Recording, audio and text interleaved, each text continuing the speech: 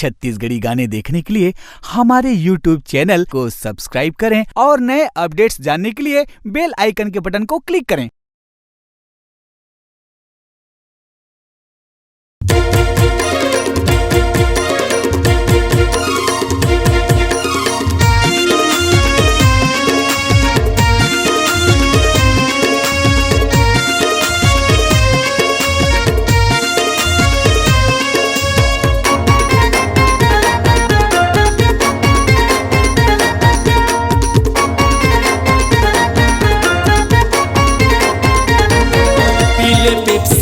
पीले ठंडा पीले पेप्सी पीले ठंडा अरे पीले न कोको कोला गर्मी में घूमत हंसवो धरे ले ही झोला गर्मी में घूमत हंसवो धरे ले ही झोला पीले पेप्सी पीले ठंडा पीले पेप्सी पीले ठंडा अरे पीले न कोको कोला गर्मी में घूमत हंसवो धरे ले ही झोला गर्मी में घूमत हंसवो धरे ले ही झोला।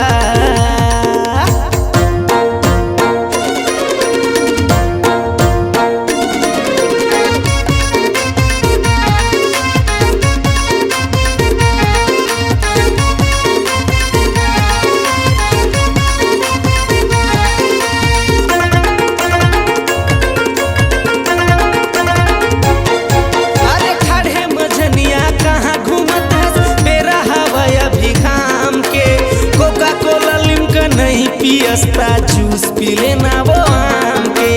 कोका कोला लिमका नहीं पियस्ता जूस पीले ना वो आम के खड़े मजनिया कहाँ घूमत हंस बेरा हवाया भी घाम के कोका कोला लिमका नहीं पियस्ता जूस पीले ना वो आम के कोका कोला लिमका नहीं पियस्ता जूस पीले ना वो आम के पीले ठंडा पीले पेप्सी पीले ठंडा पीले पेप्सी अरे पीले ना कोको कोला गर्मी में घूमत हंसवो धरे ले ही झोला गर्मी में घूमत हंसवो धरे ले ही झोला।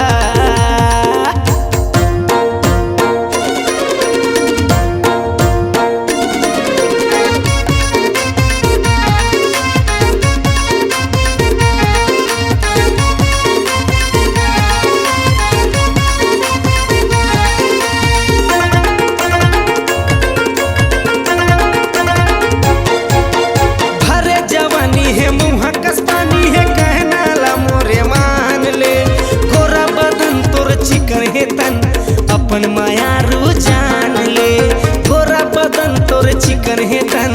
अपन माया रू जान ले भरे जवानी है मुहा कसपानी है कहना ला मोरे मान ले गोरा बदन तोर चिकन है तन अपन माया रू जान ले गोरा बदन तोर चिकन है तन अपन माया रू जान ले